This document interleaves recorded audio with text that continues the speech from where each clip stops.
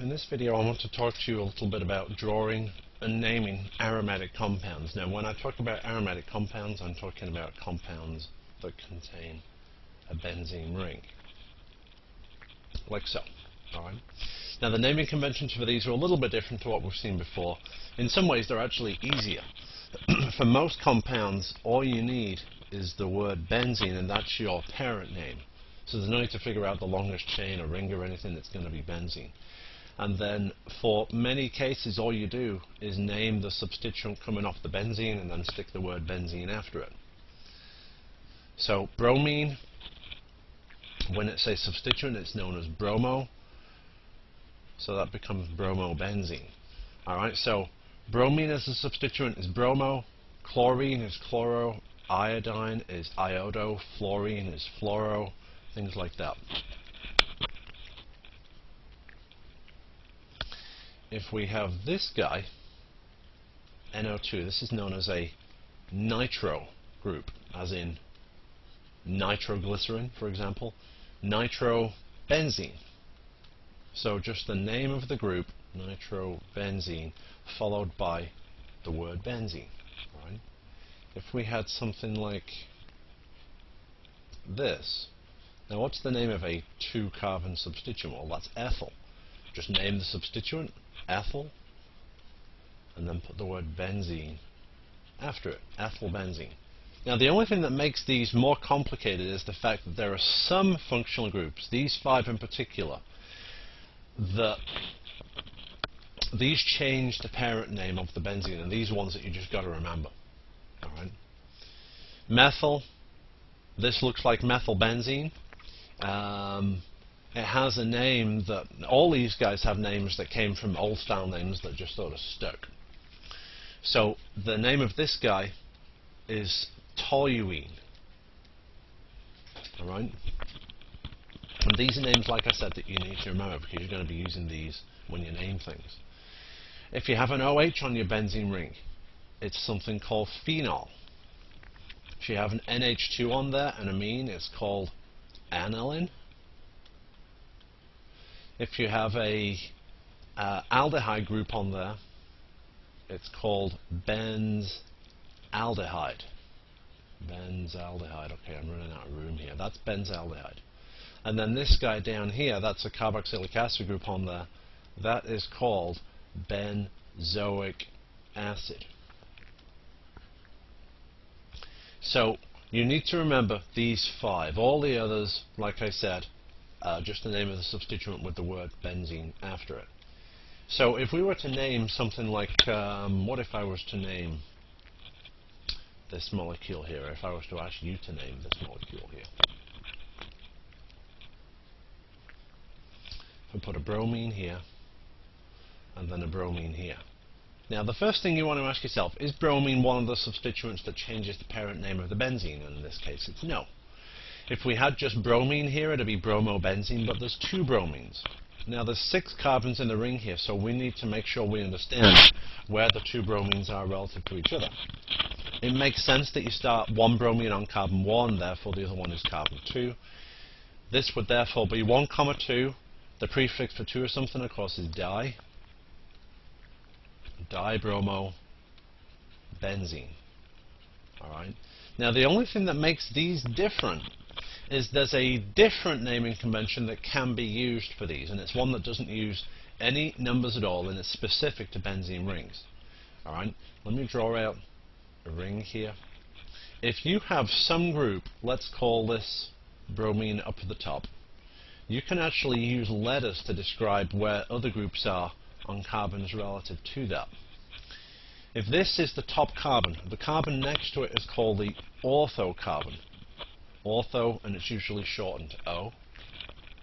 The carbon 2 carbons over is known as the metacarbon, shortened to M, and then the carbon opposite to the first one is called a paracarbon, or P.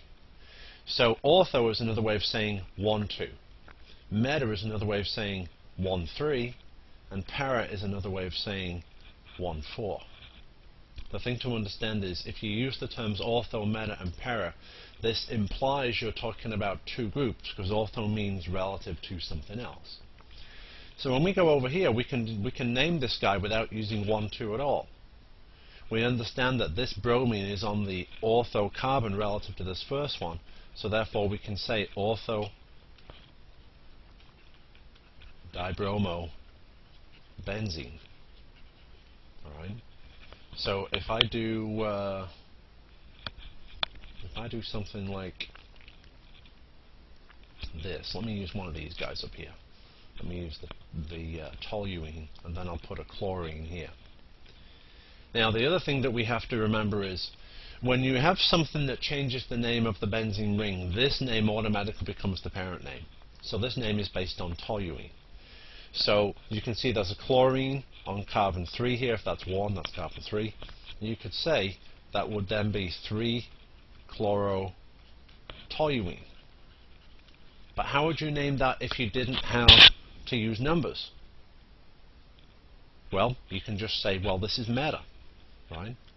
Meta chlorotoluene. All right.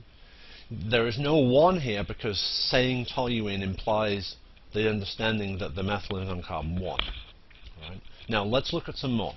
Let's try and do these guys. Notice all these molecules have 2 substituents on the ring, and we're going to just try and name them the same way.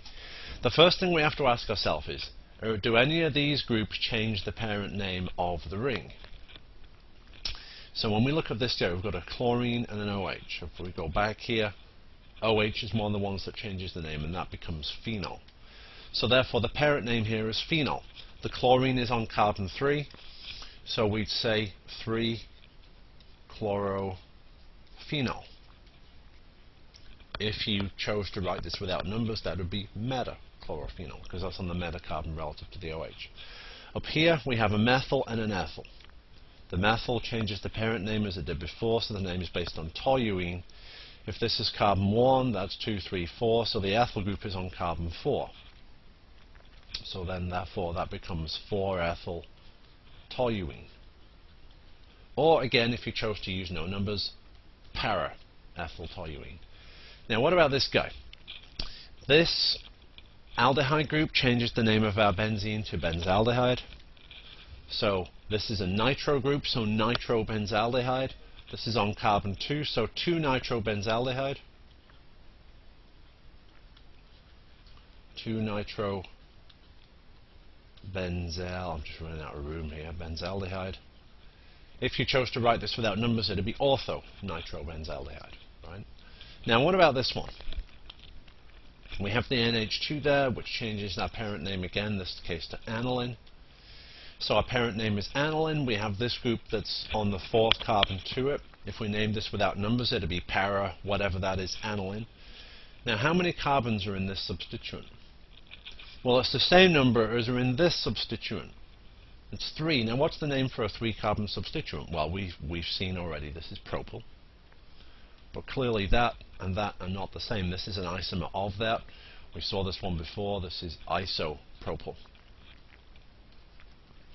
So therefore the full name for this, with if you named it with numbers, would be 4-isopropyl aniline. 4-isopropyl aniline. Or if you chose without numbers, para-isopropyl aniline. Alright, one more. This changes our name to benzoic acid. Right here. The propyl is on carbon 3, so 3-propyl benzoic acid. 3-propyl